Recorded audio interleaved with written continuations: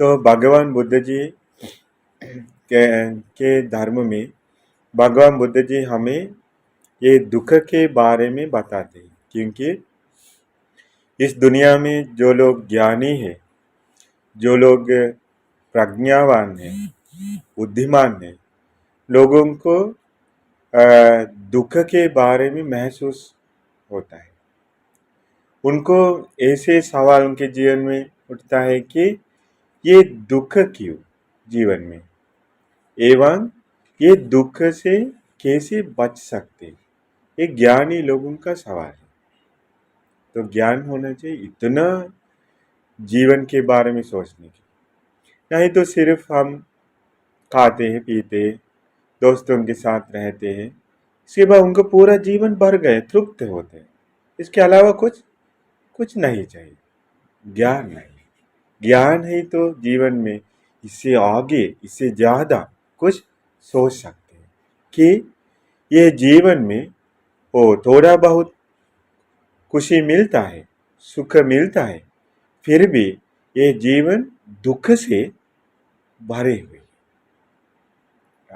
ऐसे देखने के लिए जीवन का सत्य, झूठ नहीं, सत्य, हम कितने बार रोते हैं और हमें जो पसंद है वो मिलने तक हम दुख से रहते हैं, आशा की वजह से दुख भोगते हैं, ईर्ष्या की वजह से दुख भोगते हैं। इसके बाद जो कुछ हम उम्मीद किया है वो मिलने के बाद भी मन शायद तृप्त नहीं होता है, फिर भी हमें ऐसे डर लगता है कोई हमसे छीन ना ले, ये चोरी नहीं किया जाए, इसको कुछ ना हो, कितने दुख से भरे हुए हम रहते हैं। लेकिन बाहर से दिखता है हम खुशी से रहते, जीवन भर हर पल खुशी से रहते, लेकिन ऐसा नहीं। ये जीवन का सत्य देखने के लिए ज्ञान होना चाहिए। तो प्रज्ञा से हमेशा सत्य दिखाते, प्रज्ञा से क्या दिखाते, सत्य दिखाते, प्रज्ञा से कभी भी कपट नहीं बनाता है। तो ज्ञान के वजह से सत्य दिखाते, तो इसके वजह से वो पाप से बचते हैं, पुण्य बढ़ाते हैं, ज्ञान बढ़ाकर सभी दुखों से भी मुक्त हो जाते हैं ज्ञानी लोग।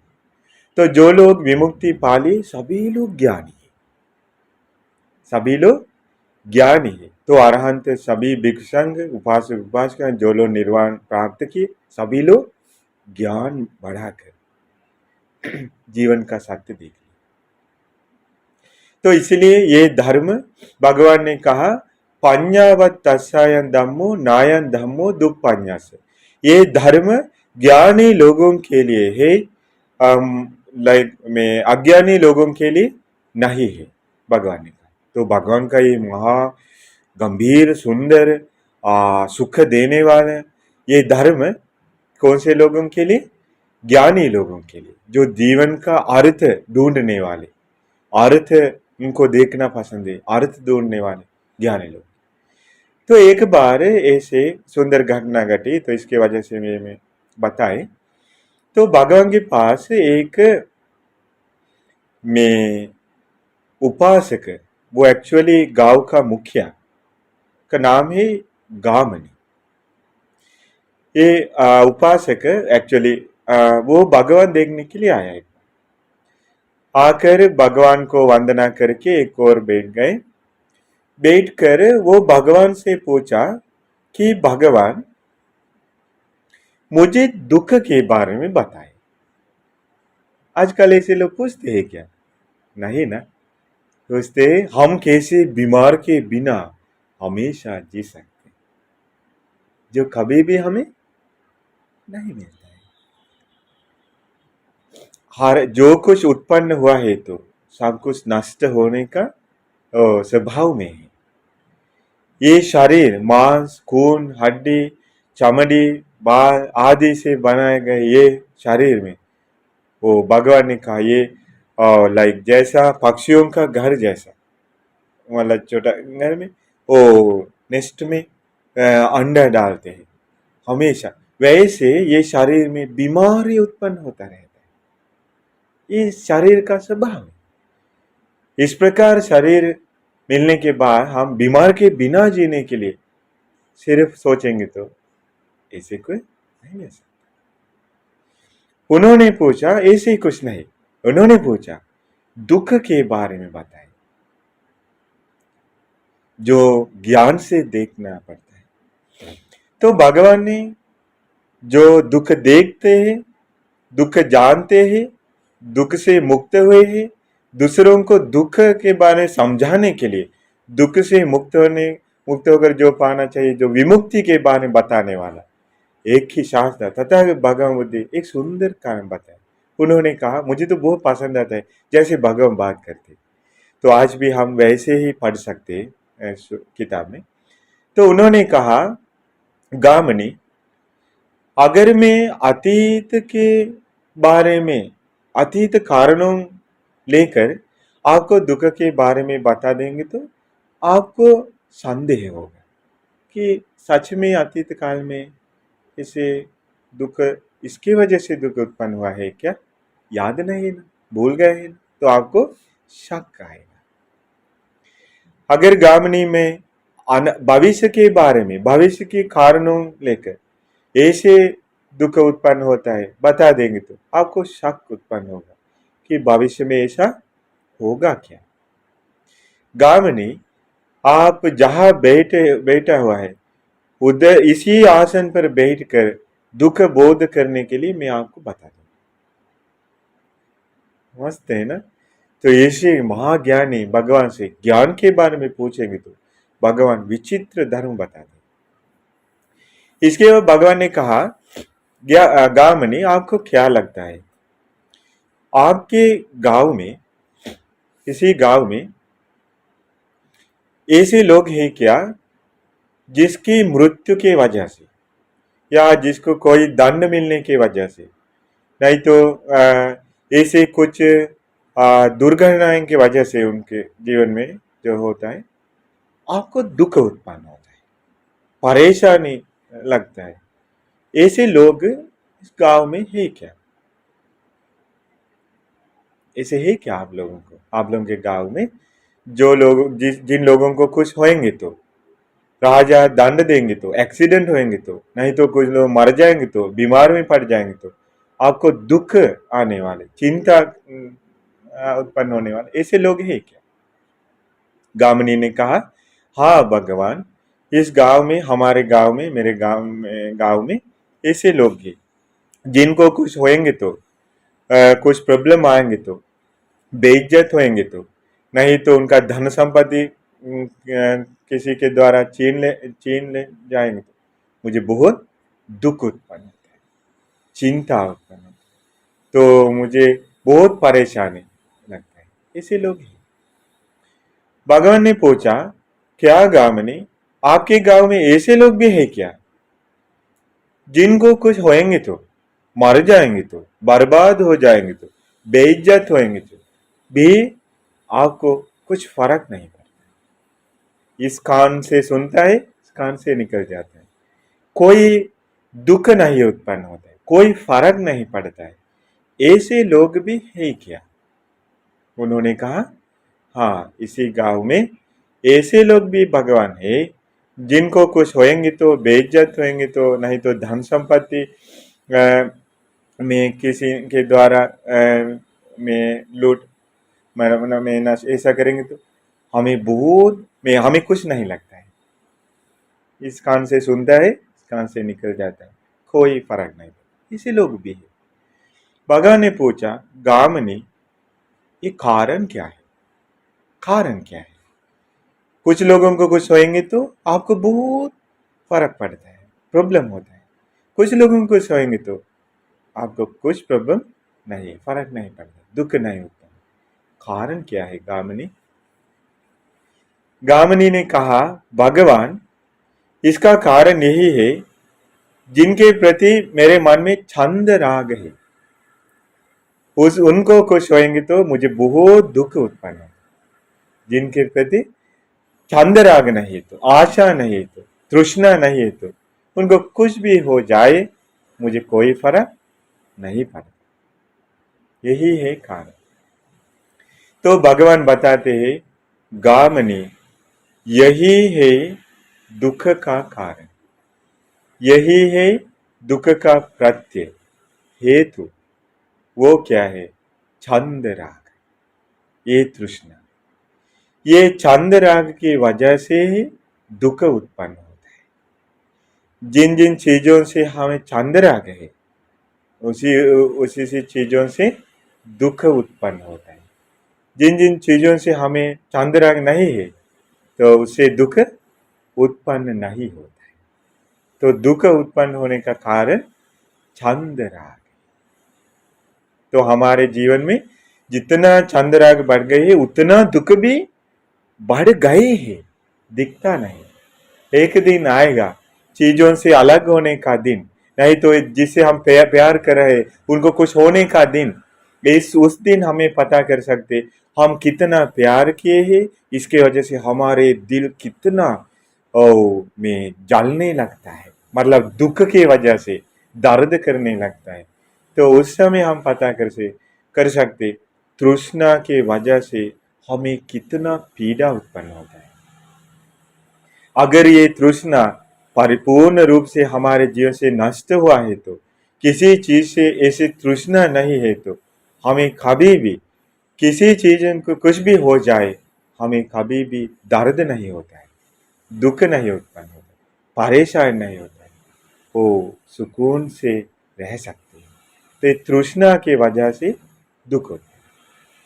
इसके बाद भगवान ने कहा, गामनी आप यही धर्म, ये दुख का कारण अभी क्या है उन्होंने सीख लिए, छंद राग।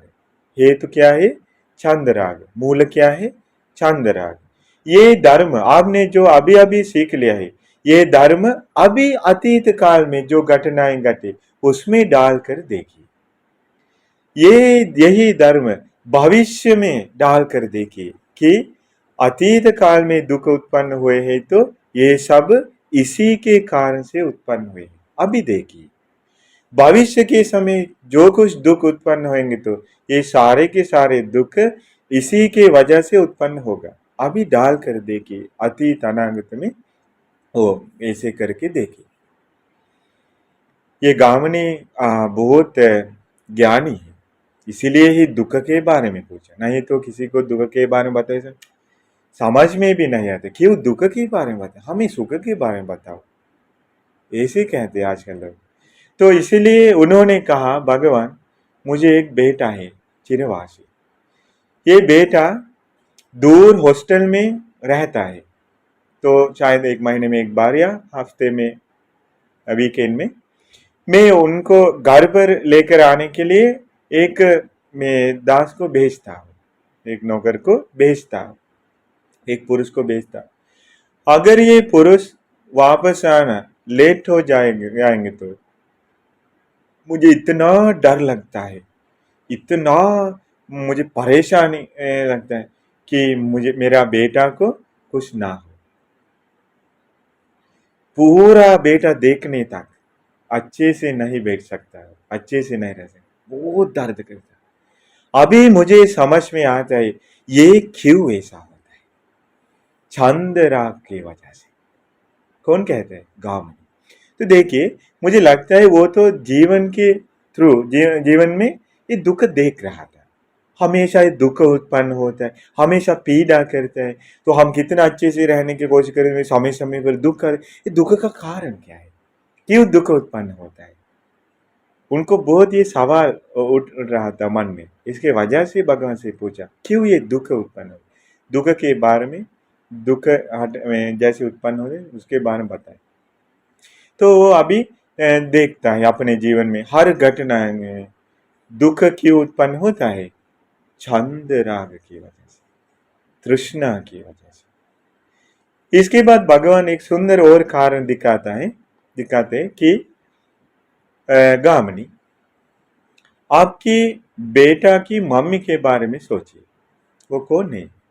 अपनी पत्नी के बारे में भगवान बताते, अगर ये मम्मी जी, बेटा की मम्मी, आप कभी भी देखे भी नहीं है, तो कभी भी उनके बारे में सुना भी नहीं है, तो उनके बारे में जानते भी नहीं है, तो क्या आपको उनके बारे में प्रेम, स्नेह, प्यार उत्पन्न होगा? कभी भी देखा नहीं तो, जो अभी पत्नी बन गई है वो इस दुनिया में कभी भी देखा भी नहीं, सुना भी नहीं उनके बारे में, जानते भी नहीं तो ऐसे स्त्री है करके क्या आपके मन में आशा, प्रेम, दया, स्नेह उत्पन्न होगा क्या? उन्होंने कहा कभी भी देखा नहीं तो, कभी भी सुना नहीं तो, कभी भी जानते तक भी नहीं तो उनके बारे में तृष्णा उत्पन्न नहीं होती है। भगवान ने कहा आपने जब उनको देखा, सुना है, नहीं तो के बारे में सुना है, पता किया है तो उस दिन से आपके मन में प्रेम उत्पन्न हुआ है, आदर प्यार उत्पन्न हुआ है, इसके बाद स्नेह उत्पन्न हुआ। तो भगवान ऐसे बताए, तो इसका मतलब यही है, भगवान हमें समझाते ये तृष्णा से दुख उत्पन्न होता है, तो वो तो हम सीख लिए। तृष्णा कब उत्पन्न होता है? कुछ हम देखेंगे तो आंख से, उस दिन से तृष्णा उत्पन्न होता है। कुछ हम सुनेंगे तो उस दिन से तृष्णा उत्पन्न, नाक से, जीवा, काय, मन से हम ये बाहर दुनिया में जो चीज है उसके बारे में पता करते हैं, वेदना उत्पन्न होती है, पहचानते हैं, उस दिन से तृष्णा उत्पन्न। जब तक हम देखा भी नहीं, सुना भी नहीं और सुन भी नहीं, मतलब हमें कोई किसी तरीके से हमें मुलाकात नहीं हुई तो उनके कभी भी तृष्णा नहीं उत्पन्न हुई। तो ये इंद्रियों की मुलाकात होने के बाद तृष्णा उत्पन्न होती है, तृष्णा के वजह से दुख उत्पन्न होता है। जब ये दुख जिससे तृष्णा उत्पन्न हुई, ये जीवन के बारे में बोध करके, जो बाहर चीज है जिससे तृष्णा उत्पन्न हुई है उसके बारे में बोध करके तृष्णा नष्ट करेंगे तो सभी दुखों से मुक्त होता है। तो ये दूसरे जीवन में, नेक्स्ट जीवन में एक्सपीरियंस करने के लिए उन्होंने बताया है क्या? नेक्स्ट जीवन में देखने के लिए बताया है क्या? नहीं। कौन सा जीवन में देखने के लिए उन्होंने बताया? इसी जीवन में। इसी जीवन में जो कोई लोग तृष्णा दूर करेंगे तो इसी जीवन में सभी दुखों से मुक्त हो जाता है। इसके बाद कुछ भी बिगड़ जाए उनको कोई दुख उत्पन्न नहीं होता है, उसको कहते विमुक्ति।